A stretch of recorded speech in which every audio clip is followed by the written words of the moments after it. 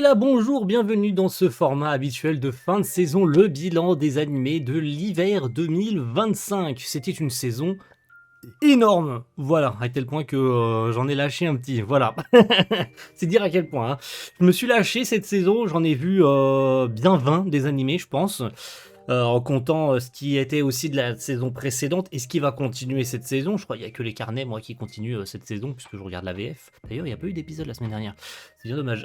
Mais cette semaine, plus en comptant aussi ce qui est arrivé de l'année d'avant, de l'automne, qui a empiété sur l'hiver. Genre Harry Fureta, mais on en parle tout à l'heure, hein, vous en faites pas. Donc, partie scénario, ce que j'ai pensé du scénar, l'animation, la réalisation, ce qu'il y avait de bien et de moins bien, et une petite conclusion, est-ce que j'ai aimé ou pas la série. Bon, je pense qu'avec le résumé, ça devrait suffire, mais vous connaissez le format, j'ai pas envie de m'étaler dessus trop longtemps, sachant qu'on a beaucoup à dire. Commençons rapidos par la série que je vous ai fait cet hiver en réaction, je vais passer rapidos dessus, hein. Solo Leveling, vous avez toutes les réactions sur la chaîne maintenant, puisque j'ai trouvé la manière dont il faut contourner YouTube, mais en tout cas ça passe pour l'instant, je suis bien content. Une excellente saison, pas de saison 2 en vue, mais ça n'empêche que... Enfin, pas de saison 3, pardon, excusez-moi, en vue, mais j'ai évidemment surkiffé, et puis si jamais vous voulez avoir mes réacts là-dessus, vous pouvez y aller, c'est dans une playlist, toutes les réacts y sont dedans. Fortnite of the Apocalypse saison 2, voilà, puisque elle était déjà sortie la saison précédente, mais il a fallu attendre un petit moment pour qu'elle arrive sur Netflix, et donc j'ai tout regardé d'une traite. Bon, je l'avais déjà vu, puisque une Scantrad avait commencé à la traduire, je comprends pas pourquoi ils se sont arrêtés comme ça d'un seul coup. Voilà, pour la faire très rapide, cette saison 2 va donc du combat d'Arthur, hein, qui arrive à Camelot, hein, c'est littéralement sur l'affiche de la série, hein, Arthur qui débarquait donc à Camelot à la fin de la saison 1, jusqu'au moment où nos amis sont dans le royaume des démons, mais on s'est arrêté en fait en plein milieu d'un combat. Ce qui est complètement ridicule, on s'attendait, moi personnellement je m'attendais à ce que cette saison 2 arrive jusqu'au bout de la première partie du manga. Et ça aurait été nickel croc. En fait il manque un épisode, il manque un voire deux épisodes à cette saison. En fait pour moi là ils se sont très mal démerdés à finir cette saison en plein milieu d'un combat, alors qu'avec un épisode de plus, même en accélérant un petit peu le schmilblick, parce que le combat, voilà, t'expliquais ce qu'il y avait à expliquer, tu skippais un peu des trucs, et puis voilà. Mais le must du must, ça aurait été 2 épisodes. Voilà. Et là, je trouve ça dommage, parce que du coup, non. Voilà. Mais malgré tout, j'ai aimé. Voilà, j'ai aimé. C'est ce qui est le plus important. Parmagia. Oh là là là là là là. Oh, le gros morceau. Oh là là, comment je pourrais y passer des heures. Oh, quelle catastrophe. En fait, c'est pas compliqué. J'ai lancé le premier épisode, voilà ce qui s'est passé. C'est dire à quel point c'était de la grosse chiasse. Voilà, l'animé a pris le jeu et il s'est torché avec. En fait, tous les producteurs ont chopé le jeu. Et je sais pas ce qu'ils ont fait avec. Ils ont vomi dessus, ils ont chié dessus. Je sais pas ce qu'ils ont fait, mais c'est une catastrophe cette série animée. Oh mon dieu, mon dieu, mon dieu, mon dieu. Oh là là là là. Ça mériterait une vidéo entière pour déjà marquer les différences qu'il y a entre le jeu et l'animé et tout ce qui a été skippé. C'est un calvaire, c'était un calvaire, un cauchemar de suivre cette série. Je suis allé jusqu'au bout parce que, par respect, hein, parce que j'ai fait le jeu, mais franchement, j'aurais dû m'arrêter. Franchement, en y repensant, j'aurais dû m'arrêter, j'aurais dû laisser tomber parce que... Oh. Et dites-vous qu'on nous avait teasé une S2. Heureusement ou malheureusement, je sais pas dans quel sens je suis censé le dire et je sais pas lequel des termes, les deux termes je suis censé choisir, il n'y aura pas de S2. Si jamais vous pensiez comme moi, et comme ce qu'avaient annoncé les leakers qu'il y aurait une S2, non. Non, non, non, non, non, non, non, non, il n'y aura pas de S2. Pourquoi il n'y a pas de S2? Parce qu'ils ont skip tellement de trucs qu'en fait, dans le dernier épisode, ils ont atteint le bout du jeu. Le combat contre le mage, et puis c'est terminé. Il n'y a rien d'autre derrière. Hein. C'est fini. Il n'y aura pas de suite. Donc, ouais, c'est finito. Là, on rentre dans les vrais bails avec Re:Zero saison 3. Ah, alors on va parler que du second cours, hein, parce que je crois la saison dernière, j'avais déjà donné mon avis, puisque c'est revenu fin février, ou début février, je crois, avec sa seconde moitié de saison, et tous les bails les plus importants, hein, puisque la première partie s'était terminée sur le discours de Subaru, je crois. Et cette seconde moitié s'est essentiellement concentrée sur l'affrontement contre les évêques de la sorcière, hein, avec tous les... chacun d'entre eux, en fait, a eu le droit à 1 voire 2 épisodes dédiés. On a beaucoup vu, énormément vu les fans du light novel pleurer sur les réseaux, parce que légitimement, et je comprends, hein, je comprends totalement, hein, que les fans du light novel se soient, pleins de cette adaptation, mais le problème... les gars, c'est que ce n'est pas que sur Re:Zero. Les problèmes des Re:Zero fans et des fans du light novel de Re:Zero, faudrait qu'ils élargissent un peu leurs horizons. Se plaindre que l'animé de Re:Zero est énormément skip des trucs par rapport au roman. C'est normal!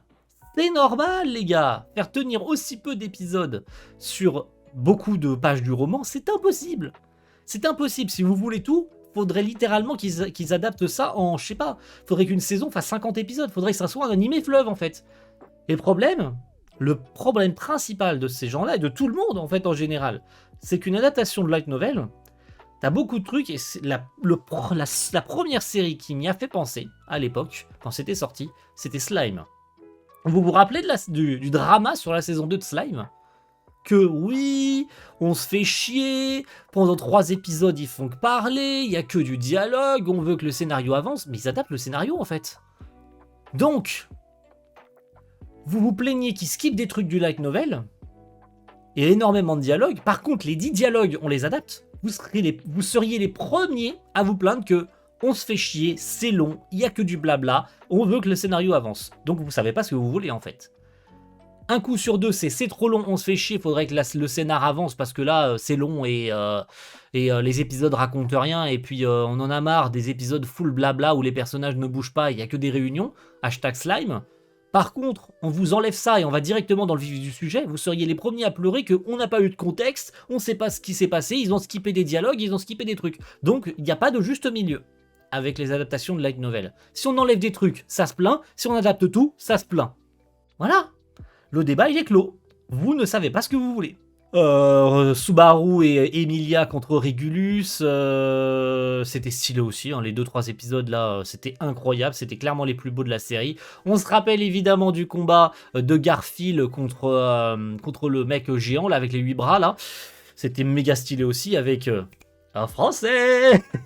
On a eu Vincent Chansard nous sur Re:Zero, et ouais, toc dans vos mères. C'était trop bien, putain. Vincent Chansard, là, qui pop de nulle part sur Re:Zero, c'était phénoménal. Et ouais, vous avez vu, on a switché déjà sur la partie animation, alors que j'en avais pas fini de parler du scénario. Vous avez dit, je me perds direct. Et à la fin de saison, on a eu du coup le 4e évêque de la gourmandise, qui a donc... On en apprend sur ses pouvoirs. Du coup, on en apprend que le gars, il mange en fait l'identité de quelqu'un. Et ce qui explique pourquoi personne ne se souvient de la dite personne. Et j'ai oublié la dernière avec la voix de Yuki Aoi qui a fait une performance extraordinaire. La gamine, là, la Loli qui a aussi fait débat là, à l'époque quand il y a eu les chara-design de la série annoncés là, où ils l'ont censuré dans la série animée. Ce que je trouve littéralement normal. Voilà.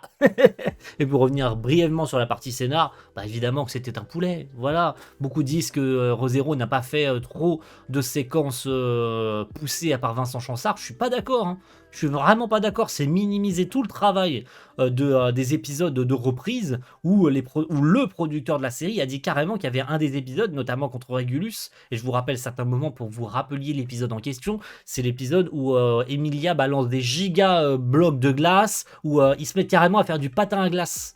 Tous les épisodes ont fait péter internet, c'était incroyable. Mais, cependant, et on sait tous qu'il y a une S4 d'annoncer, oui, si vous n'êtes pas au courant, il y a une saison 4 d'annoncer pour Re:Zero, on a déjà même un teaser, c'est dire à quel point. Pourquoi est-ce qu'elle a été annoncée tout de suite cette S4? Eh bien tout simplement parce que cette S3, qui a 16 épisodes, qui est donc découpé en 2 cours, aurait dû faire plus d'épisodes. L'arc 6, si je dis pas de bêtises, le fameux arc 6, si je me trompe, reprenez-moi si je me trompe, hein, mais le fameux arc 6 qui aurait dû être adapté dans cette S3, qui aurait dû faire, si j'ai bien compris les rumeurs, 48 épisodes, eh ben on en a eu que 16, hein, c'est dire à quel point, eh bien en fait se retrouvera dans cette saison 4. Shangri-La Frontier, c'est le dernier épisode aujourd'hui d'ailleurs, au moment où j'enregistre cette vidéo. Je ne l'ai pas encore vu, vous avez vu, je suis honnête, et ce sera le cas pour 2 autres séries où j'ai pas encore vu les derniers épisodes, vraiment les derniers, hein, vraiment le dernier, hein, tu vois. Mais il n'empêche que, a priori, et le montage fera le café, parce qu'entre temps l'épisode sera sorti je pense, et j'attendrai un peu avant de sortir cette vidéo, j'attendrai d'avoir toutes les confirmations à ce sujet, j'attendrai vraiment le dernier moment des derniers épisodes qui me manquera. pour y ajouter un petit texte au-dessus en mode j'ai bien vu le dernier épisode, c'était stylé, machin truc. Je ferai le café quand même pour vous, ne vous en faites pas. C'est juste que je tourne plutôt pour une question de temps, parce que j'ai trop de trucs à faire en ce moment, donc je suis obligé de tourner plus tôt. Voilà, ça c'était la mini parenthèse. Mais Shangri-La, la seconde moitié, parce que oui, on parle que de la seconde moitié ici. Si vous avez envie de connaître mon avis sur la première partie, je vous invite à revenir sur la vidéo du mois précédent et tout est dans une playlist. Voilà, ça je le redis aussi, j'ai bien rangé la chaîne. Eh bien, cette seconde moitié, qui avait débuté sur l'affrontement contre Lycaon, était incroyable. Voilà, c'était magique, c'était vraiment génialissime. Avec le final, avec Psyger Zero qui balance son attaque ultime, là, l'animation était complètement dinguissime. Et puis, bien sûr, ce qui en est résulté derrière, c'est l'arrivée dans la ville de Surdrema, si je dis pas de bêtises, hein, parce que c'était l'objectif de Sonraku après l'arc de Nephilim Holo, où il devait avoir des informations sur Ctanid, un nouveau monstre unique. Il se rend donc dans cette ville portuaire pour retrouver les deux joueurs de Nephilim et donc se lancer dans cette quête du roi des profondeurs. Et il se retrouve bloqué, et puis il va affronter le monstre, et puis entre-temps il est invité par Kazo dans une compétition de jeu, hein, tout simplement, avec Pensilgon, il est invité pour faire équipe dans un tournoi. Et donc on va chevaucher entre les deux, un coup c'est Ctanid, un coup c'est le tournoi, etc. Puisqu'il peut de temps en temps se connecter à Shangri-La Frontière. C'était plus intéressant que le cours 1. On va pas se mytho, c'était vraiment plus intéressant que le cours 1. On a a priori du coup, je le redis, même si j'ai pas vu l'épisode final, a priori une S3 d'annoncer. Mais voilà, vous aurez l'affiche si jamais c'est bien le cas, hein, ça apparaîtra là sur le montage. Hein. Voilà, je n'oublierai pas, vous en faites pas. De toute façon, s'il y a des saisons à annoncer et que je suis au courant, eh bien, je vous balancerai l'info. Mais ça a l'air stylé sa mère. Et j'ai très hâte. Parce que Shangri-La Frontier, C2C fait largement le café là-dessus. La saison, d'ailleurs, la saison 1 arrive en Blu-ray chez nous incessamment sous peu. Que vous aurez sur la chaîne, bien sûr. Blue Box. Oui, il y a des trucs à dire. Pas en mal, hein, vous en faites pas, bien sûr, parce que vous savez sans doute comment c'est clôturé cette S1. Le second cours, enfin la seconde moitié de saison, où est-ce que ça avait repris Je sais plus du tout, pour être honnête avec vous. Par contre, je vais m'arrêter sur un événement en particulier, c'est la déclaration d'Ina. Parce que c'était, je pense, un des moments les plus importants, hein, qui était attendu dans la seconde moitié de la saison. En plein tournoi interlycée, hein, pour Chinatsu, eh bien, Ina se déclare à Taiki. Et bien évidemment, notre personnage principal, et Ina c'est la meuf aux cheveux roses, hein, bien sûr, son amie, je vais pas dire d'enfance, mais elle le connaît depuis plus longtemps que Chinatsu.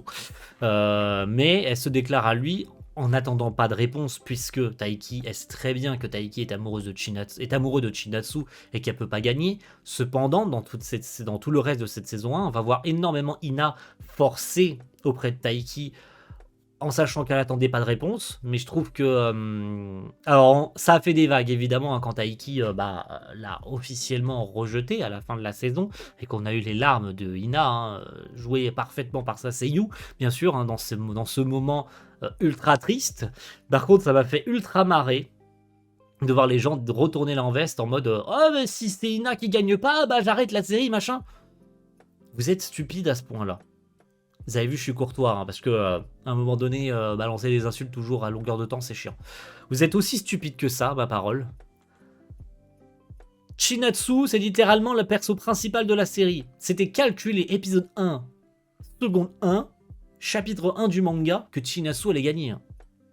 Peu importe quand elle gagne, hein, parce que je sais quel chapitre ils se mettent ensemble, Chinatsu et Taiki. Oui, ils se mettent ensemble. Bah putain, on est dans une romance, Chinatsu, Taiki. Évidemment qu'ils vont se mettre en couple à un moment donné, je sais quel chapitre. Parce que je me suis renseigné, je suis quasi à jour sur le manga. Mais évidemment que c'est logique, et qu'Ina n'allait pas gagner. C'est juste trop mignon, en fait. Voilà, les deux persos sont trop mignons, ça prend son temps pour arriver, la romance. Mais une fois qu'elle sera là, on va se régaler. Surtout que la S2, parce qu'il y a une S2. Voilà, elle a été annoncée, la S2. C'est dit. Eh bien, on va se régaler parce que les chapitres en question, peut-être, je sais pas moi, la déclaration de Taiki à Chinatsu, j'en sais rien, moi, je vais pas vous dire, évidemment, je vous ai déjà pas dit quel chapitre c'était, mais je vais évidemment pas vous le dire, hein, bien sûr. Même si, effectivement, la saison s'est terminée sur un moment un peu random, puisque Taiki a invité Chinatsu en Ranka après avoir rejeté Ina au camp d'entraînement. Voilà, ça c'est dit. Et le feu de camp qui devait soi-disant créer des couples, et ben c'est ce soir-là que Taiki a dit non à Ina. Donc c'était quelques chapitres, enfin c'était quelques épisodes, enfin le dernier, pardon. L'avant-dernier et le dernier étaient dédiés en partie, en grosse partie à Ina et à sa déception amoureuse, hein, à son cœur brisé, hein, bien sûr, hein, ça coule de source. Mais globalement, que ce soit niveau réal, que ce soit niveau contenu, voilà, j'ai globalement tout aimé. Donc on se donne rendez-vous pour une S2. Et ça arrivera, je pense, d'ici 1 an ou 2, le temps qu'on laisse Telecom Animation Film travailler, bien sûr, c'est important. Voilà. Daima! J'aurais dû commencer peut-être par lui au tout début, parce que là je fais tout dans le désordre. Hein. Daima qui avait donc commencé la saison précédente, qui s'est terminée début février, je crois, 28 février, ça s'est terminé, avec son 20e épisode. Je vais pas m'attarder trop longtemps sur Daima, je pense que tout a été dit, littéralement tout, en fait, hein, que ce soit niveau contenu, que ce soit niveau réel, que ce soit niveau conclusion, tout a été dit par les grosses chaînes et par tout le monde sur Internet, dans le monde entier, tout le monde est conscient et tout le monde est raccord sur ça, c'est que Daima c'est une vraie déception. Mais pourtant c'était calculé que Daima soit comme ça. Daima, c'est une série commerciale.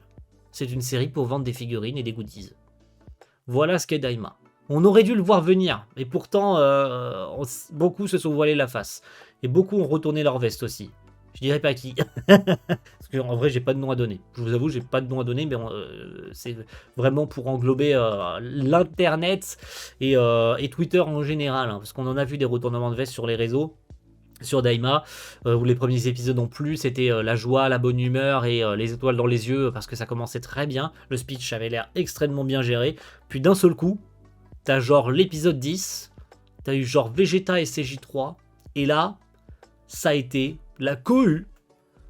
Plus personne n'a compris ce qui s'est passé, et en fait, à cet épisode-là, on a tous compris que Daima avait pas le moindre raccord avec Dragon Ball Z, avait pas le moindre raccord avec le manga, et que c'était juste une fois de plus, comme l'est GT et comme l'est Dragon Ball Super, un univers alternatif. Hormis énormément de trucs, parce que plus les épisodes passaient, plus c'était un cauchemar à regarder, hein, que ce soit au niveau contenu, le lore c'est complètement foutu de notre gueule, mais heureusement l'animation arrivait quand même pas mal à suivre, et les derniers épisodes étaient méga stylés, hein, je veux dire, ne crachons pas dans la soupe, hein, avec Ryu Onishi, hein, je crois, l'animateur, un gros animateur qui a fait ses lettres de noblesse sur One Piece ces derniers mois, enfin c'était plutôt sur Wano, hein, qu'il avait fait, sur Onigashima, qu'il avait fait ses plus belles séquences. Il avait fait son retour sur Daima, ça a fait son effet sur les réseaux.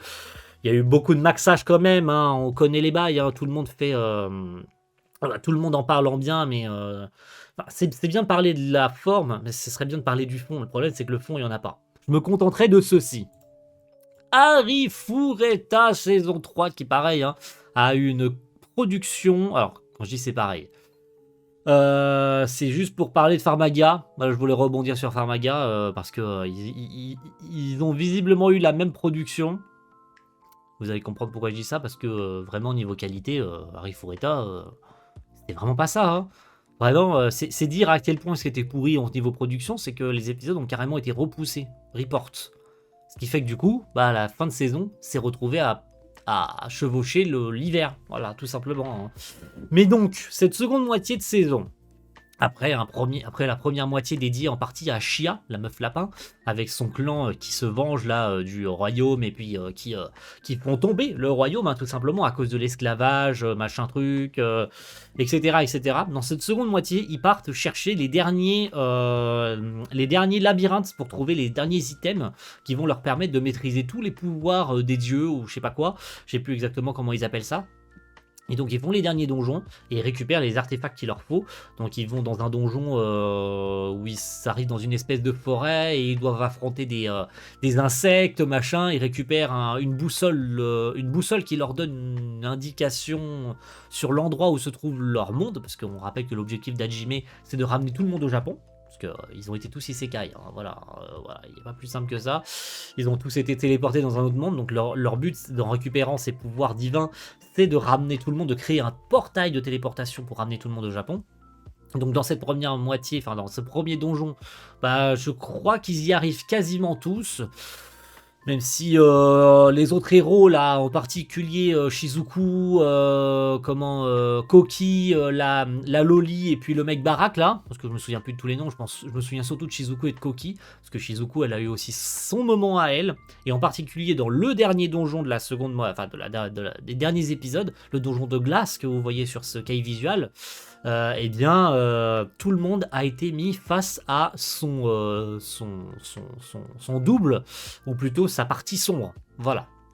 Sa partie sombre, sa partie mauvaise, et on en a appris beaucoup plus sur les personnages, sur ce qu'ils ressentent, sur la manière dont ils rejettent certaines choses. On en a appris beaucoup, notamment sur Yue, sur son passé, parce que c'était resté très flou la concernant depuis le début. En fait, littéralement, on savait quasiment rien d'elle, et on apprend qu'en fait, déjà, elle est vieille, en primo.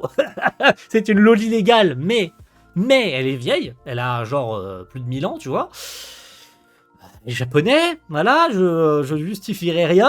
Mais on apprend beaucoup de choses là concernant son passé des milliers d'années avant. Shizuku, qui se retenait d'être une des nouvelles femmes d'Hajime, parce que oui, Shia est devenue une nouvelle compagne de Hajime. Je vous spoil un truc, spoiler alerte. À la fin de l'œuvre, enfin en tout cas actuellement, a priori dans l'œuvre, il a 9 femmes. Dites-vous que Yue, c'est juste la première et Shia la deuxième. Et donc la fin de saison, où enfin ils ont récupéré tous les items nécessaires à la création du portail de téléportation, et bien ils créent cet item, une clé, et cette clé, dès qu'ils l'insèrent dans le vide, et bien ça ouvre un portail leur permettant d'accéder au Japon. Que va-t-il se passer? Est-ce qu'ils vont retourner tout de suite au Japon? Est-ce qu'ils vont faire des trucs avant? Parce que soi-disant, il y a une meuf à sauver là, qui avait tué Kaori, je crois, dans la S2, qui avait rejoint les démons, etc., etc. Et apparemment, il faudrait aller la sauver et la combattre parce que les démons sont pas tous morts. Mais bref, ça tease une S4, ça n'a pas été annoncé. Voilà, la S4, elle n'a pas été annoncée. Mais s'il y a une S4 un jour, sachez qu'elle est teasée. Voilà, à la fin de la S3, clairement, ça sous-entend qu'il y aura une suite de prévues dans les années à venir, s'ils la font. Évidemment, s'ils la font. Voilà, c'est pas dit. Hein, voilà. Il arrive qu'il y ait des teasings et qu'il fasse rien. Mais bon, il n'y a juste rien à dire. Malgré tout, est-ce que j'ai aimé? Oui, j'avoue que cette S3 était totalement plus agréable à suivre que la S2. AO, No Exorcist, saison combien? Saison 4? Ouais, je crois qu'on peut appeler ça la saison 4, hein, en vrai de vrai, hein, puisque la S3 c'était Illuminati. Donc la S4, Yotsuga Hen, donc Blue Knight Saga, donc la saga de la nuit bleue. Oh là là là là là là, quel poulet! Mais quel poulet! Je pleure sur le poulet! Oh là là là là, cette saison de Blue Exorcist, les gars! On revient de loin! On revient de très loin! Oh, quelle merveille c'était cette saison de Blue Exorcist sur donc le passé de Rin, de la rencontre entre Shiro et sa mère, hein, du coup, Yugi Erin, qui rencontre Shiro Fujimoto, le père Shiro, hein, tout simplement, qui était un cobaye du secteur 13 au sein de l'église de la Croix-Vraie. Rin, qui a donc la clé lui permettant de voyager dans le passé, va pouvoir constater et nous faire découvrir tous les événements de l'enfance de Yuri, qui était orpheline, hein, tout simplement, qui avait été recueillie par des vieux et qui fait sa première rencontre avec celui qui deviendra Satan.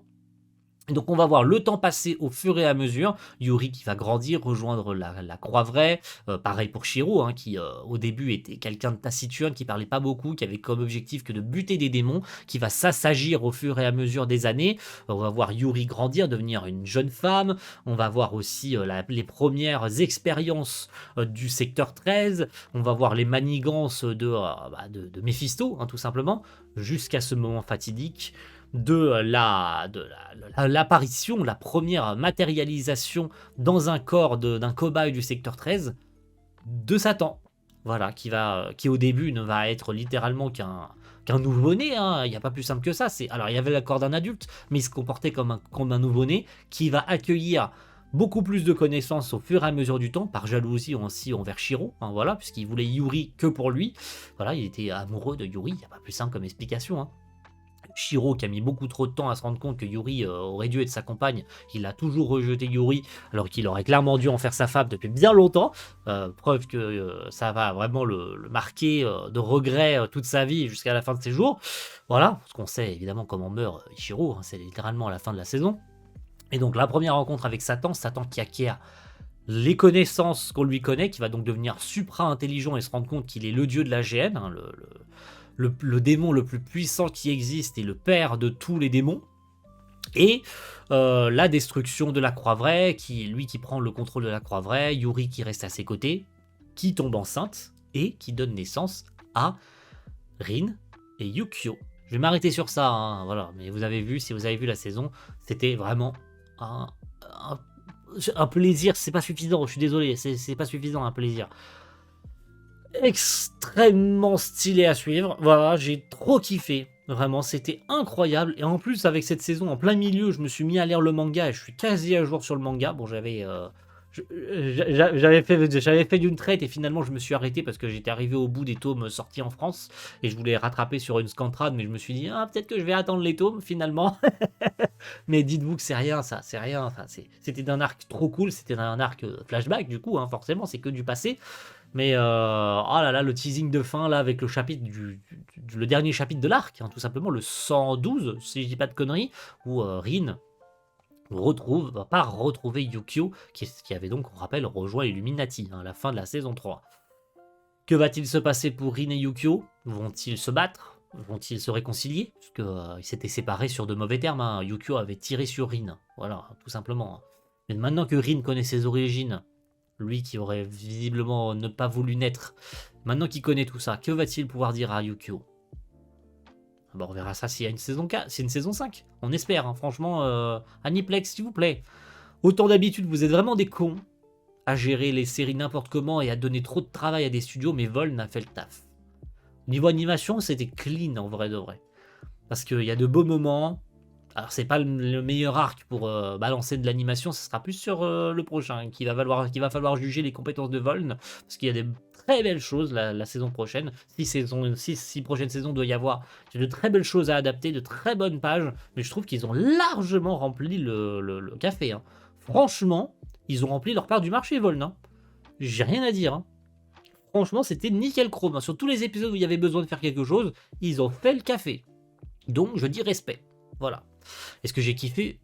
Non, évidemment que non, j'ai pas aimé. Bah oui, évidemment que j'ai kiffé sa mère la pute. C'était génial, putain. C'était génialissime, putain de merde. Voilà. Ça coule de source, putain. J'ai pas besoin de m'attarder trop longtemps là-dessus. C'était génialissime.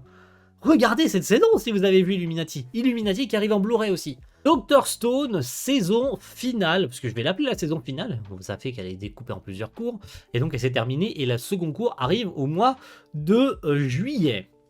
Le début de cette saison, c'était l'arrivée aux Amériques. Bon, on a tout le voyage, évidemment, avec le Perseus hein, en mer, ça dure 2 épisodes, je crois, où ils voyagent en mer, jusqu'à arriver aux Amériques, où ils se font accueillir par les gens qui y sont, parce qu'ils ne sont pas les seuls à être dépétrifiés, et ils sont accueillis par Stanley, voilà, qui est ici, vous pouvez le voir, le mec aux cheveux blonds, là, qui a une cigarette, et les Américains, qui sont tous dirigés par un scientifique qui s'appelle le docteur Xeno, que Senku connaît, puisque dans son passé, enfin dans le passé, il y a 3700 ans, voilà, il convergeait avec un mec de la NASA concernant la construction d'une fusée. Et cette personne, bah, c'est tout simplement Xeno, hein, tout simplement, hein, qu'ils capturent à la fin de la saison et qu'ils emportent avec eux. Il n'y a pas plus simple que ça. C'est une saison, alors je vais pas dire calme, au contraire, il s'en passe des choses dans cette saison, hein, même si le bateau reste amarré à quai pendant un petit moment, le temps de gérer la situation et de rentrer en contact avec Xeno, parce que leur but c'est de trouver le maïs, hein, parce que le maïs serait l'ingrédient parfait pour créer l'élixir de dépétrification. C'est pour ça qu'ils vont aux Amériques et qu'ils se dépêchent d'y aller aussi, hein, qu'ils accélèrent le pas pour y aller parce que bah, sinon le maïs il serait plus bon pour la saison. Donc ils se dépêchent d'y aller et ils y arrivent. Sauf que bah, Xeno, c'est lui qui gère qui gère tous les Amériques et qui a créé cet empire géant avec sa grosse tour là en métal et tout. Les mecs ils créent même un sous-marin et tout. Il a vraiment des acolytes bien baraqués à ses côtés, dont Stanley qui est un ancien pilote de chasse et qui va pourchasser nos amis, t'as capté, avec un avion de fortune et c'est méga stylé, hein. Voilà, j'ai rien à dire de plus, hein. Le contenu il est là, il est là pour parler. T'as Senku qui se fait tirer dessus et qui manque de mourir, voilà, il se fait tirer dessus carrément à la balle de sniper. Les mecs ils ont réussi à reconstruire des armes dans un monde de pierre. Très hâte de la suite, puisque maintenant que Xeno est capturé, et qu'ils l'ont emmené avec eux parce qu'ils ont piqué un bateau et se sont barrés aux Amériques, laissant les autres aux Amériques pour s'occuper du maïs et créer l'élixir, tandis que les autres se sont barrés. Alors, je ne sais plus exactement où est-ce qu'ils vont, mais ils se sont barrés. Voilà, en petit comité. Ils ont laissé tous les autres avec le Perseus. Et du coup, l'équipe se scinde. Hein. Voilà, beaucoup sont restés aux Amériques, tandis que le reste du groupe, mené par Senku et Xeno, se sont barrés. Voilà. Qu'est-ce qui va se passer? Ça, on le saura au mois de juillet. Voilà. Niveau réel et animation, c'est dans la continuité, même si a priori ça avait l'air quand même plutôt bien accueilli, parce qu'il y a une autre série du studio, on en parle tout à l'heure, on arrive sur la fin, là on est à la moitié, hein, on est à plus de la moitié, vous en faites pas, mais il y a une autre série qui a fait débat et beaucoup se sont quand même mis à dire que Dr. Toad s'en est mieux sorti que la dite série. Mais bon, on en reparle tout à l'heure, vous verrez très bien, vous savez probablement de laquelle on parle, bien sûr. Flower and Anashura, je crois que ça se prononce, c'est le diminutif. Hein. Une série du studio Bind, voilà, le studio de Mushoku Tensei. Une série qui va donc se voir avoir comme casting, en tout cas casting principal, une jeune fille qui s'appelle Anna, je crois, qui aime beaucoup lire et qui va rejoindre un club de diffusion pour faire des allocutions. Donc lire en fait tout simplement des dépictions, je crois qu'ils appellent ça, ou je sais plus comment ils appellent ça exactement parce que ça a plusieurs termes différents. Et en fait, elle va participer au tournoi régional de la NHK ou tournoi national de la NHK et donc présenter une allocution en lisant un passage d'un livre. Et donc on va la voir rejoindre ce club, découvrir d'autres personnages, hein, un casting vraiment intéressant. J'ai pas vu le dernier épisode au moment où je vous parle, voilà, j'attends le dernier épisode, mais a priori ça a quand même pas l'air pas mal du tout. Je sais pas si on va avoir le tournoi dans l'épisode final, ça me semble pas prévu, en tout cas a priori, mais de toute façon vous aurez eu le petit message là juste en haut, si oui ou non le contenu y était. Et si j'ai bien aimé l'épisode final aussi. Mais c'est agréable à suivre, alors c'était un peu chiant au début, parce qu'il faut aimer ce genre de concept, de lire des histoires, puisque tout simplement, à chaque fois qu'un personnage lit quelque chose, alors il y a deux camps. Il y a ceux qui lisent des passages d'un livre, donc ils font des déclamations, déclamations je crois qu'ils appellent ça. Hein. Et il y en a qui font les annonces aussi. Vous voyez, c'est comme des pubs en fait tout simplement. Mais ils appellent ça eux ah putain, je viens de le dire, j'ai perdu le terme, mais t'as capté. Où ils font des annonces, voilà. Ils font tout simplement des annonces. Donc ils lisent une pub, enfin ils font de la pub à un truc en fait, et ça passe à la radio, ou ça passe à la télé, ou c'est un truc vocal en fait, c'est de la voix. Hein. Tout simplement, tout se joue par la voix. Et l'héroïne, tout comme plein d'autres personnages, à chaque fois qu'ils lisent quelque chose, et t'as le décor qui change. Tout simplement, t'as le décor qui s'adapte à la manière de lire, à tel point qu'on s'imprègne de la lecture du personnage. Donc on s'imprègne de l'univers, on s'imprègne du moment, on s'imprègne de ce qu'ils lisent. Hein, dès qu'ils lisent un passage en spécifique, genre ils précisent qu'il y a de la pluie, d'un seul coup, t'as tout le décor qui change. Et puis t'as de la pluie qui se met à tomber et t'as le personnage qui parle avec une réverbe et tout. C'est hypnotisant. Voilà, c'est le terme que je cherchais. C'est hypnotisant. Mais il n'empêche que c'était quand même agréable à suivre. Et j'ai très très hâte, si jamais un de ces quatre ils annoncent une S2, eh bien, que ça sorte. Voilà. Parce que malgré tout, ça annonce de belles choses. Donc on verra bien. Mais Dalist, c'est bien dommage que cette série n'ait pas fait énormément parler d'elle. Mais franchement... Oh, qu'est-ce que c'était plaisant à suivre. Aïe, aïe, aïe, aïe, aïe. Une série du studio NJ qui voit la jeune Yuitsuka Inori, qui est harcelée à l'école a priori, vouloir faire du patinage artistique, qui d'ailleurs entre en loose day dans une patinoire grâce au vieux de la patinoire qui la laisse entrer pour patiner. Mais elle se fait remarquer par lui, là, je sais plus du tout comment il s'appelle l'entraîneur. Je suis désolé de ne pas retenir le prénom de l'entraîneur. J'aurais dû me faire des petites notes sur mon téléphone parce que j'avoue que c'est plus simple pour faire un résumé. Qui va apprendre à patiner, même si elle est trop vieille a priori pour apprendre le patinage, mais elle va s'efforcer de rejoindre les plus forts. Elle va rencontrer des patineurs plus doués qu'elle, notamment la fille sur la jaquette en haut à gauche, là, que vous voyez avec son entraîneur.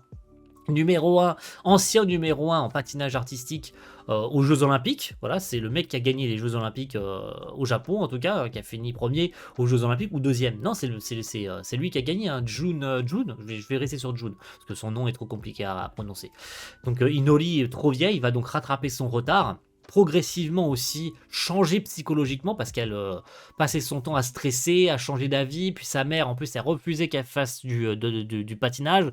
Elle va céder de son entraîneur qui va la motiver à combattre son retard. Donc elle va faire des trucs incroyables. Puis la 3D d'Engie sur les passages de patinage, c'est incroyable comment ça a été géré. Preuve que Engie a prouvé qu'on peut faire une série de patinage artistique sans avoir à faire d'animation 2D et en proposant une animation 3D exceptionnelle. Des étoiles dans les yeux, tout simplement. Des étoiles dans les yeux à chaque moment où il y avait ces représentations. J'attendais que ça avec impatience. Tout simplement, j'attendais que ça avec impatience, que ce soit Inoli ou tous les autres personnages qui faisaient leur représentation en tournoi, parce qu'elle va évidemment participer à des tournois, elle va faire des, comment on appelle ça, des, des passages où elle est obligée en fait de monter de niveau au fur et à mesure. Elle passe du niveau débutant, donc avec son premier badge, et puis à la fin de la saison, je crois qu'elle passe son rang 6, je crois, son niveau 6, donc elle est obligée de passer par tout ça pour pouvoir aller dans des compétitions plus hautes à chaque fois. Mais putain, quel plaisir à suivre, mon Dieu, c'était trop bien, vraiment trop bien à suivre. Est-ce que j'ai kiffé? Oui, évidemment que oui, il y a une S2. Voilà, ça c'est trop bien, il y a une S2 d'annoncer, Engie, et j'ai vu beaucoup c'était marrant d'ailleurs que les gens aient dit ça, c'est l'un des seuls produits Engie où on est content qu'il y ait une suite. C'est dire à quel point tout ce qu'a fait Engie avant Medalist, ça n'a pas été spécialement apprécié. Et que sur Medalist, ils ont fait vraiment un miracle, Engie. Bravo, franchement bravo, un vrai plaisir à suivre cette série. C'était sur Disney+, donc voilà. Ça c'est bien dommage, parce que du coup la série n'a pas eu la reconnaissance qu'elle mérite. Mais quel plaisir à suivre cette série. Je vous la recommande fortement si vous ne l'avez pas vue, parce que franchement vous allez en avoir plein les yeux. Beaucoup d'étoiles, je pense. Et peut-être un peu de larmes aussi, parce qu'il y a des moments larmoyants aussi. Si vous êtes, comment dire, du genre à lâcher une larme premier degré, je pense que vous allez lâcher une larme premier degré sur cette série. Il y a des moments bien touchants comme il faut. Welcome to Japan, Mrs. Elf ou Elf-san, je crois. Une petite série très sympa, je l'ai regardée complètement par hasard. Voilà, c'était pas du tout prévu dans mon calendrier. Donc, Kazuhiro est un jeune garçon, le mec sur l'affiche, là, t'as capté, est capable dans ses rêves, excusez-moi, j'allais dire dans ses souvenirs, dans ses rêves, à chaque fois qu'il s'endort, il voyage entre deux mondes, où il rajeunit d'ailleurs dans cet autre monde. Il est plus jeune, puisque c'est un mec qui travaille dans des bureaux japonais, un japonais lambda, tout simplement. Il est capable, dans ses rêves, de voyager dans un monde à l'autre, dans lequel il est en relation avec Maria Belle. Donc on va rester sur Marie, avec qui, dans une situation compliquée, il va tout simplement se retrouver au Japon. Voilà, c'est pas plus simple que ça. Il va la prendre dans ses bras en mourant, parce que le mec, en fait, il meurt pas vraiment. Si tu veux, s'il se fait tuer dans l'autre monde, il meurt pas pour de vrai. Il retourne simplement dans son corps au Japon. Sauf que sans faire exprès, il va prendre Marie dans ses bras pour la protéger d'un dragon qui va les carboniser. Et il va ramener Marie avec lui au Japon. Elle va se téléporter, il va tout simplement, tout comme lui est capable de voyager d'un monde à l'autre, il va l'emmener avec lui tout simplement en la prenant dans ses bras. Son pouvoir va marcher d'un sens comme dans l'autre. Donc il va pouvoir ramener Marie aussi de l'autre côté de temps en temps. Et il va lui faire découvrir le Japon. Donc on va avoir autant des moments où on a beaucoup de passages de découverte des lieux de Tokyo. Dans les derniers épisodes, on rend visite au grand-père de Kazuhiro. D'ailleurs, elle se trompe sur son prénom, elle dit Kazuhiro, parce qu'il avait mal écrit son nom dans l'autre monde, mais c'est Kazuhiro, voilà, faut pas se tromper. Il va rencontrer le dragon qui l'a carbonisé au départ, mais qui finalement est une femme, et puis qui va aussi voyager avec eux de temps en temps. Voilà, elle est sur la fiche aussi. Elle va prendre forme humaine et elle va aussi venir au Japon de temps à autre avec eux. Et donc on va de temps en temps voyager entre les deux mondes, un coup au Japon, un coup dans l'autre monde où ils vont carrément découvrir un donjon, etc. Donc je trouve ça sympa, même si le concept, on rappelle que c'est l'elfe qui se retrouve au Japon.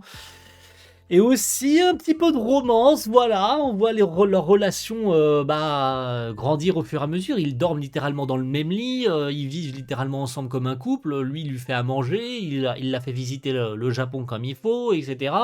Ils en viennent carrément à se présenter à un autre couple quand ils vont à la bibliothèque, machin. Des moments mignons comme tout, où tu vois leur relation évoluer et carrément ils s'embrassent dans le dernier épisode. Donc, voilà. Voilà, c'est tout ce que j'ai à dire. J'ai rien de plus à ajouter, c'était trop bien.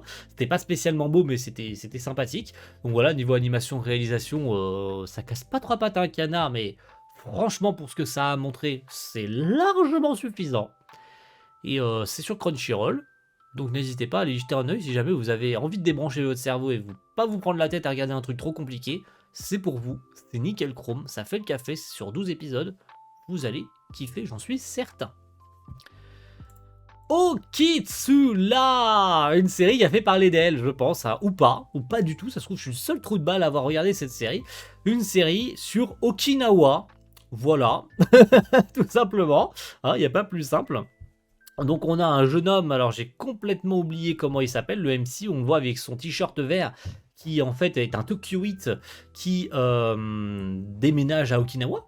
Il n'y a pas plus simple que ça en fait. Hein. Et la série, à travers ses héroïnes, plus particulièrement ses héroïnes, hein, les deux héroïnes sur l'affiche, pareil, là j'ai un gros blanc, excusez-moi, j'aurais dû prendre des notes, hein, mais j'ai littéralement un gros blanc. Ina, je crois, l'une des deux s'appelle. Alors Hina, ça doit être la bronzée aux cheveux noirs, aux cheveux châtains, parle l'okinawaien. Donc en fait, cette série, en dehors du fait qu'il y a un peu de romance et un peu de moments marrants, c'est surtout une série pub pour Okinawa. Genre, à chaque épisode, on apprend des anecdotes sur Okinawa, sur la manière dont se comportent les gens, sur les lieux, sur leur façon de vivre, sur des trucs qu'on découvre, genre dans les rues, ils ont des petites statuettes et tout, on a plein d'anecdotes. Et puis, t'as du coup l'héroïne Ina, qui parle constamment. Non, Iga, non, il y a Iga aussi. Iga, c'est la meuf aux cheveux blonds. Ça, voilà, ça me revient comme ça. Teruki, voilà, le perso principal. Ça me revient. Ça me revient. Teru, qui a donc déménagé à Okinawa et qui nous fait découvrir la vie là-bas, hein, tout simplement. Hein. Et du coup, c'est totalement une série pub pour Okinawa. Parce que t'as Ina qui parle constamment l'okinawaien, parce qu'elle elle parle le dialecte d'Okinawa. Et je dis respect à la traductrice, ou le traducteur, je sais pas du tout si c'est l'un ou l'autre, mais je crois que c'est une traductrice qui a traduit Okitsura, parce qu'en fait, il fallait traduire et le dialecte d'Okinawa, et aussi le dialecte normal pour que nous on comprenne. T'as capté ou pas? Parce que si elle se met à parler en okinawaien, faut déjà avoir réussi, et ça a été réussi avec brio, hein, réussir à le traduire en français. Mais en plus, en dessous, entre parenthèses, mettre la traduction pour qu'on comprenne ce que ça veut dire. Parce que du coup, leur manière de parler, on comprend rien. Ils changent des mots et tout, mais je dis, grand respect, Seigneur. Grand respect pour cette personne qui a traduit Okitsura. Quel cauchemar à traduire cette série. Hein. Mais en tout cas, c'était cool. On approche de la fin avec messieurs dames. J'en parlais tout à l'heure avec Dr Stone. Sakamoto Days. Je ne comptais pas regarder cette série au départ, et puis elle a fait tellement de bruit, on nous a tellement cassé les couilles avec Sakamoto Days, et puis parce que j'avais Netflix à ce moment-là, que j'ai décidé de jeter un œil à l'épisode 1. Et je m'attendais à rien, et c'est tout. Je m'attendais à rien. Je suis pas déçu, parce que du coup, j'ai pas lu le manga, je m'en bats complètement, je m'en bats royalement la race du manga. Mais alors, je m'en bats complètement la race. Hein. Je m'en bats pas plus la race que la race. Hein. Je veux dire, là, tu fais pas plus battage de couilles que moi sur Sakamoto Days. Hein. J'en ai rien à cirer. Hein. Vraiment, c'est dinguissime comment je m'en fous. Hein. Mais c'était sympa, mais sans plus, quoi. Voilà, la série était pas dingue. L'animation était pas dingue. La réal était pas dingue. Je pense que beaucoup s'en sont plaints. Voilà, j'ai vu beaucoup de gens se plaindre que du coup Dr Stone était meilleur et a eu un meilleur traitement que Sakamoto Days, qui du coup étaient tous les deux chez TMS Entertainment, le studio d'animation. Et j'ai vu beaucoup de gens se dire, mais TMS c'était clairement pas le meilleur studio choisi pour Sakamoto Days, qui a pas énormément rendu honneur aux pages du manga, parce que j'en ai vu beaucoup faire les comparatifs entre les screens de l'animé et le manga, et effectivement il y avait des pages du manga extrêmement détaillées qui ont été charcutées dans l'animé. Maintenant, est-ce qu'on peut leur en vouloir? C'est commun à tous les animés, les gars, c'est commun à tous les animés. Vous vous rendez compte, quand on a vu Eden Zero ou Fairy Tail à l'époque, à quel point le nombre de détails sur les vêtements, sur les lieux, sur les bâtiments qui avait été enlevé dans l'animé, contrairement au manga. Je comprends l'argument, hein. Je comprends complètement l'argument, mais à un moment donné, de toujours avoir les mêmes arguments, tournez pas un peu en rond. Et j'en fais partie, hein. J'en fais complètement partie. Hein. On tourne en rond à un moment donné. Hein. C'est chiant hein, de toujours répéter les mêmes trucs. Hein. Mais voilà. Sakamoto Days, c'était quand même sympa. Voilà, l'histoire de Taro Sakamoto, l'assassin légendaire, qui, a priori, après avoir rencontré sa femme, eh bien, a complètement quitté le monde du crime pour se reconvertir en vendeur dans une supérette. Voilà. Et qui a pris du poids aussi, parce qu'il était maigre et puis il est devenu gros. Voilà. C'est la caractéristique du personnage, il est gros. Et puis de temps en temps, quand il combat un ennemi un peu fort, eh ben il maigrit d'un seul coup et puis il redevient maigre. Puis l'instant d'après, eh ben il redevient gros. Et puis du coup, t'as plein de persos qui rejoignent son crew petit à petit. Tu vois de plus en plus d'employés dans la... dedans. Du coup, t'as plein de personnages, genre le mec qui est capable, je veux dire le premier qui rejoint la supérette, hein, qui est capable de voir, enfin qui est capable d'entendre dans les pensées. Puis t'as la meuf du clan chinois, puis à la fin de la saison, t'as un autre du clan chinois aussi qui rejoint la supérette. Bref, il est traqué Sakamoto en fait, hein, c'est tout simplement ça. Hein. Mais j'en ai vu beaucoup se plaindre et je suis d'accord avec vous pour le coup. Il n'y a pas beaucoup d'enjeux en fait. Parce que Sakamoto il roule sur tout ce qui bouge. Hein. C'est pas l'assassin légendaire pour rien. Il roule sur tout ce qui bouge. Hein. Franchement, il n'y a pas eu de grande difficulté dans cette saison. En tout cas, dans cette première saison, il n'a pas non plus galéré de ouf en fait. C'est peut-être plus les sbires de Sakamoto, si on peut les appeler comme ça, hein, les seconds rôles, qui ont plus galéré que lui. Hein. Honnêtement, à chaque fois qu'il s'est retrouvé face à un adversaire, ok, il s'est fait peut-être envoyer 2-3 fois dans le décor, mais il n'a pas non plus genre galéré de ouf, quoi. Il s'est pas retrouvé dans une situation extrême de danger imminent et de mort imminente dans toute la saison. On arrive sur les 4 dernières, messieurs, dames. C'est pas les meilleurs, clairement pas. C'est pas du tout les meilleurs, même d'ailleurs, les deux dont on va parler là, à la suite sont pas dinguissimes. Mais on va aller rapide sur celle-là, parce que j'assume pas trop. J'assume pas du tout d'ailleurs de vous la présenter. Mais en grand prince que je suis, vous avez vu, un peu d'égocentricité, je vous en parle quand même, parce que à un moment donné, il faut assumer un petit peu quand même. Hein. T'assumes pas d'accord, mais assume un peu. Je sais, je me contredis, mais t'as capté l'idée. S-Rank, moi quand je me réincarne en chat qui est en fait un monstre de rang S, si je devais résumer. Dites-moi. Dites-moi. Est-ce qu'on est... Alors déjà on est deux à avoir regardé cette série. Primo parce qu'elle n'est pas licenciée. Mais, et ne mentez pas, soyez honnête envers vous-même. Je le suis avec vous aujourd'hui, donc vous avez intérêt à l'être avec moi aussi. Hein. Moi je suis honnête. Qui a regardé cette série autre que pour voir des boobs d'une elfe? J'assume. J'assume que dans la putain de bande-annonce, on voyait la meuf à poil dans le bain. C'est uniquement pour cette raison que j'ai regardé cette série. En vrai de vrai. Il y a eu quelques moments stylés. C'est le classico-classique. Hein. Le mec, il se réincarne dans un monstre de rang S. C'est un ancien soldat qui meurt. Il se réincarne dans un petit chat qui, en fait, n'est pas vraiment un petit chat. Qui est, en fait, un monstre surpuissant, mais il n'a pas sa forme finale. Puis, après avoir été grièvement blessé, il rencontre l'elfe qui va le prendre sous son aile et le soigner. Il va la considérer comme son maître. Il va l'aider à grandir en tant qu'aventurier. Elle va donc monter de rang au fur et à mesure, se faire de plus en plus d'amis.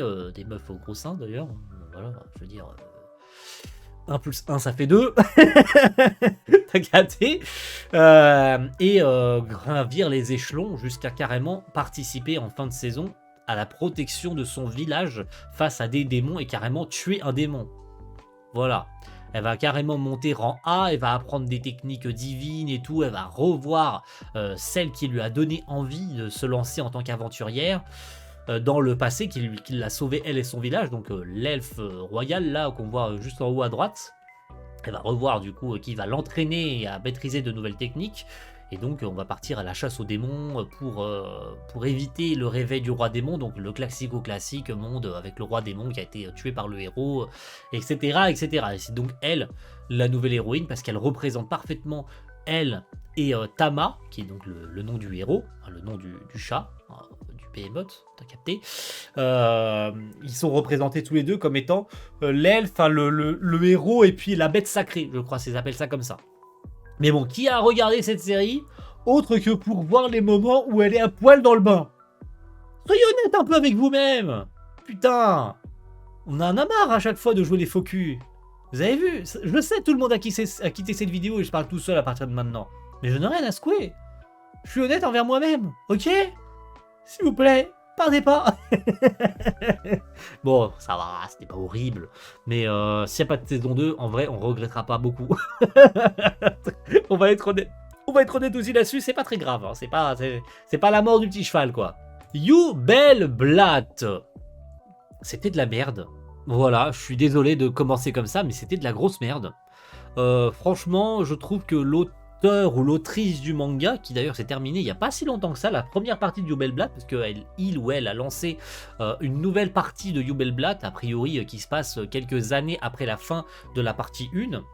Donc on rappelle un Koinzel, un demi-elfe, qui est en fait un ancien héros, ils étaient 14 héros, et 14 héros, parce que 14-0, 14 héros, et après que quelques-uns soient morts, les 4 autres, enfin 4 d'entre eux ont été désignés comme des traîtres, et Koinzel en faisait partie, il s'appelait Achelite, il a été tué par les 7 héros restants que vous voyez sur l'affiche, et a priori il avait été laissé pour mort, et 20 ans plus tard il revient sous les traits d'un demi-elfe sous le nom de Koinzel pour se venger des 7 héros et les tuer. Tout simplement, hein, puisque dans cette saison 1, si on peut croire qu'il y aura une saison 2, un de ces 4, parce que vu la merde qu'est cette série en termes de qualité, en termes d'adaptation, parce que c'est n'importe quoi ce qui a été fait sur cette adaptation, le niveau de tranchage dans le scénario et d'incompréhension et de faux raccords au niveau des scènes, c'est colossal. Déjà que l'animation est pas belle, mais en plus, le nombre de cuts qu'ils ont fait, où à un moment donné, tu comprends plus rien à ce qui se passe. Je sais pas ce qui s'est passé. Hein. Clairement, ils n'ont pas réussi à faire tenir autant de chapitres qu'ils voulaient, mais le niveau de cuts qu'ils faisaient de scène en scène, à un moment donné, tu comprends plus ce qui se passe. C'est pas compliqué. Pour vous donner un exemple concret, Koinzel, après avoir détruit les piliers, avoir libéré son ancien acolyte là, qui s'était transformé en pierre et qui avait créé les pilotes de pierre, il le tue. Hein, tout simplement, il lui dit « Je te libère de ta mission, machin, merci pour ce que t'as fait il y a 20 ans, t'as protégé la ville, machin. » Il n'y a plus besoin de cette barrière. Il détruit donc la barrière de pierre qui se détruit, donc tout le monde peut traverser et rejoindre le continent. De ce fait, Koinzel prend donc un dragon et se rend dans la ville la plus proche où soi-disant les 7 héros attendent dans une espèce de garnison, tu vois. Il arrive là-bas, les 7 héros sont censés y être. Hein. Et ben a priori, quand il y arrive, non, il n'y a plus aucun des héros, enfin il en reste qu'un. Sauf qu'il se fait arrêter, il se fait attacher, tout le monde, il est mis au milieu de tous les gens là qui attendaient, parce qu'a priori t'avais carrément des villageois qui étaient là, il se fait réprimander par tous les villageois en mode « Oh connard et tout, pourquoi tu veux t'attaquer aux héros ?» Il n'y en a qu'un seul qui sort alors que les 7 auraient pu être là et le tuer d'un seul coup. Où est-ce qu'ils sont passés les autres? Tu sais pas, alors qu'il s'est passé genre 5 minutes entre le moment où Koinzel a détruit la barrière et puis il s'est rendu je veux dire, il était à d'autres dragons, il a pas mis longtemps à rejoindre la ville d'à côté, hein, tu vois, c'est pas non plus à des milliers de kilomètres. Donc les héros ont eu le temps de se barrer, Koinzel aurait pu les rattraper. Mais d'un seul coup, ils se retrouvent attachés. T'as le héros qui arrive de nulle part, tu sais pas d'où il vient. Genre il débarque, il est tout seul. Il voit Koinzel, il fait « Oh, je suis... genre, c'est pas grave. Je te pardonne. » Mais il est toujours attaché, hein. Et l'instant d'après, il est dans la forêt en train de marcher, il a plus son épée, il a plus son équipement. Puis il rencontre un personnage au pif, Atto, qui deviendra une de ses alliés plus tard dans la saison.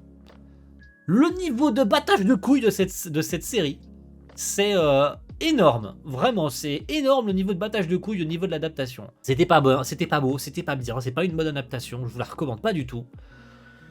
Et puis je vais m'arrêter sur ça. Est-ce que j'ai aimé? Non.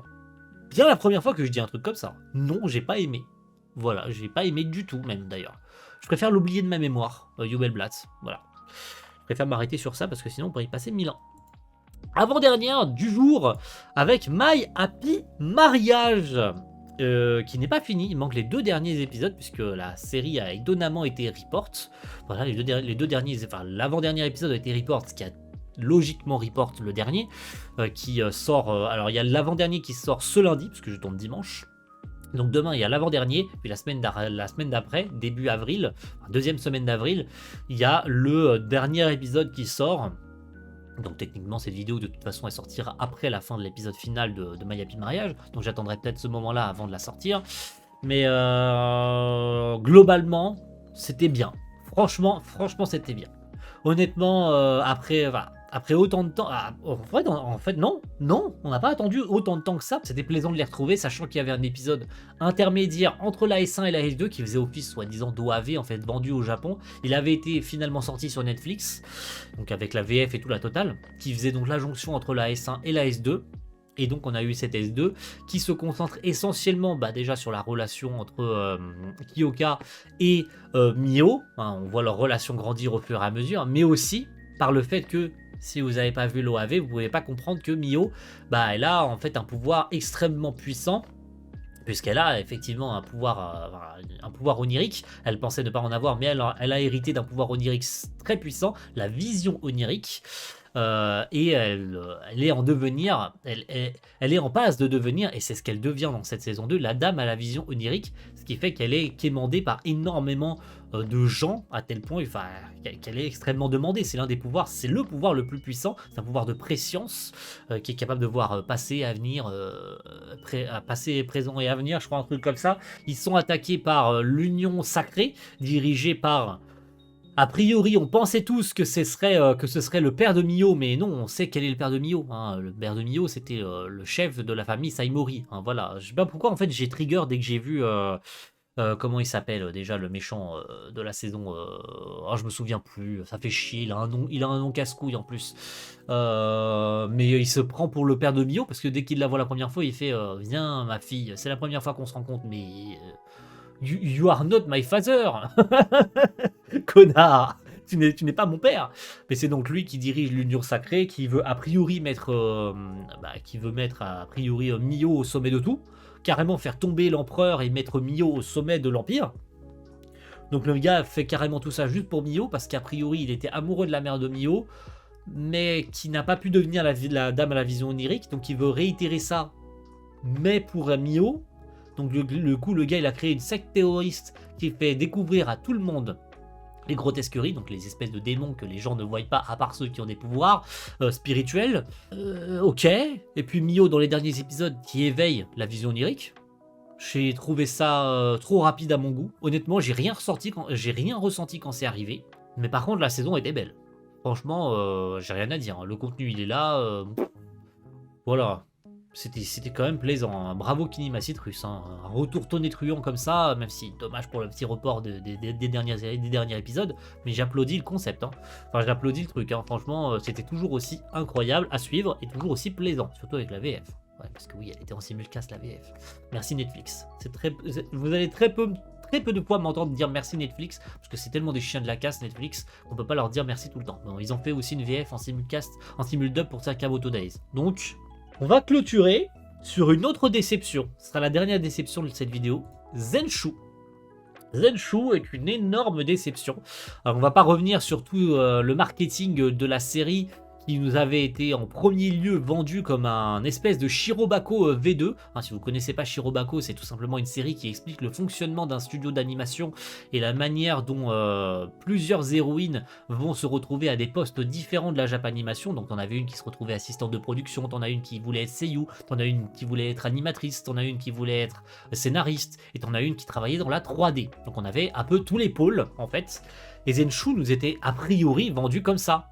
Comme une animatrice de génie qui doit réaliser Natsuko Hirose, qui devait, dans son studio d'animation, en tant que grande réalisatrice de renom, réaliser un film sur l'amour. Souci étant que la pauvre jeune femme, n'ayant jamais eu la moindre relation amoureuse, ne savait pas comment, enfin, galérait à réaliser son film.